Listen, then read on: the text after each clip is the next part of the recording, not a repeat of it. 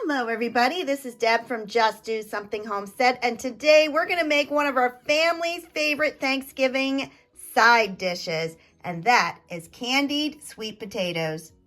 But these aren't any old sweet potatoes, these are real food, and today I'm going to show you how easy it is to make your own.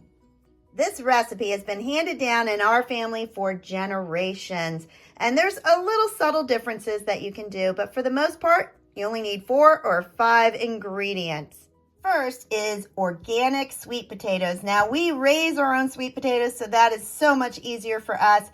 I picked these about 3 weeks ago. I cured them for 2 weeks, and then I stored them in the cold for another week. So these sweet potatoes are all ready to be used. You're also going to want some organic butter, organic brown sugar. Now, this is dark brown sugar. It really doesn't matter.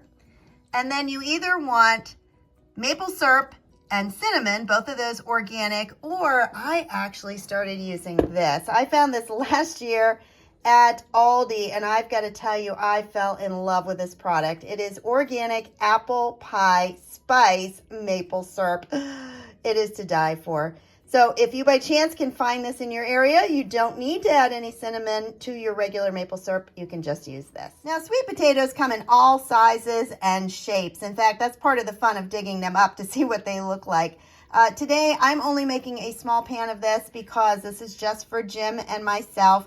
Now, if I was making this for Thanksgiving, I would be probably tripling it or quadrupling it because we love this recipe. First thing we're going to do is peel these potatoes. Now, the skin on sweet potatoes is pretty thick, and your hands will turn orange, but believe me, it is well worth it. I've washed all my sweet potatoes, and now I'm just going to start peeling them. And it's kind of interesting to see the different coloring that you find when you start to peel it. And sometimes you'll also have some streaks of brown in them. It is fine. You just keep going around all those curves.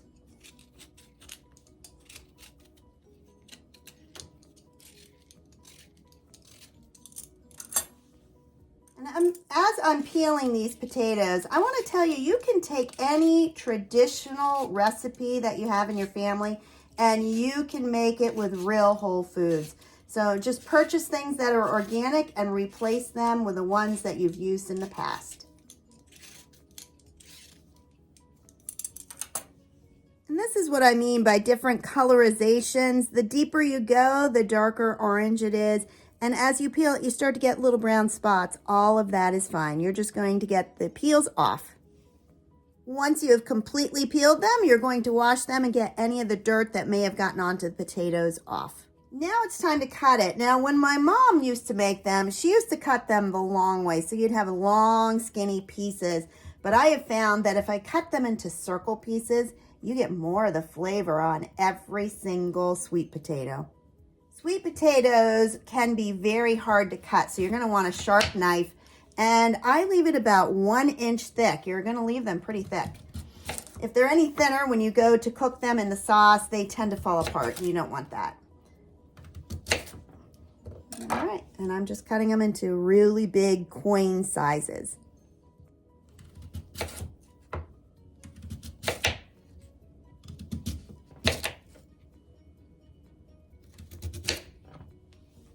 This one has some really unique coloring. It's lighter on the outside and darker on the inside. I grew 2 types of sweet potatoes, Covington or Covington and Beauregard. The next step is to boil them. And I have gotten to the point where I'm only using cast iron. When I get to the point where I'm frying it, I'm going to use a cast iron frying pan. But right now, I'm using a cast iron pot that is enameled. And so I filled it halfway, about a third of the way, with water. And I'm just going to put my sweet potato slices in there and put it on the stove to bring to a boil. You want to cover up your sweet potatoes with water. Now, I know this pan that I'm using is overkill because it's so large, but the only other option I had was too small. So sometimes you have to adjust. I have turned my stove on high, and what I'm going to do is keep an eye on them. I don't want them to get mushy. If they get too overcooked, it's going to be really hard for them not to fall apart on the next step. So you want to be able to push a fork into it, but that it is very, very firm. So keep an eye on it. It's usually going to take about 10-15 minutes, so not real long. The The next step is to get my candied portion ready for when my sweet potatoes are ready to fry. So I am using one of my Lodge cast iron pans, and the first thing I'm going to do is to add about 2 tablespoons of butter. This is organic butter. Everything in this recipe today is organic. Next is my organic apple pie spice maple syrup. But as I said, if you don't have that, all you need to do is use some organic maple syrup like what I have back there, and then add the spice yourself. But this makes it so much easier. Now, I'm cooking the way my mom did, which is pour some into the pan until it looks right. Well, that's a little hard to follow. So what I'm going to do is pour it onto the bottom of my pan until when I shake it around, it coats the entire bottom. Next, I'm going to add about 1/8 of a cup of brown sugar. Now, this is a 1/4 cup that I'm using, so fill it about halfway. You can push it all the way down the bottom, so it's exactly half, but this is very generous. You can add more, you can add less. It's up to you.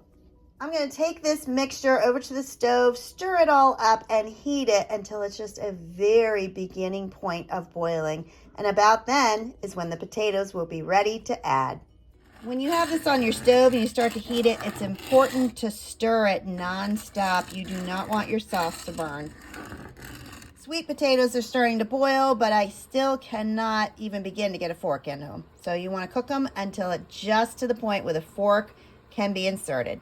My sauce is starting to bubble up, so continue stirring it. And at this point, I'm going to turn it down just a little bit.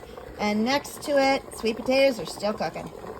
All right, I just took a fork and I was able to pierce one of the sweet potatoes, so I've shut off the burner, and I am now going to take them out one at a time and place them into the frying pan that is ready. As you can see, they are holding their shape, so they have not been overcooked.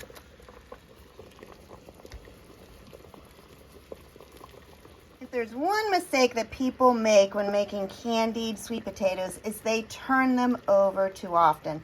That's when they start to fall apart. So you're going to want to keep them on one side until it is nicely browned all the way around. Now, if you had a big enough pan, this is actually the goal that you want. So you have single layer, but when we get to holidays, there's just no way. And so you will be stacking them up and switching them to the lower level to get browned. I'm often asked if it's possible to burn your sweet potatoes, and it absolutely is possible. So you want to turn it down. You want to keep this little bit of a boil going on, but I actually have my burner on low, so do not turn it up too high. Cast iron holds the heat in there very well.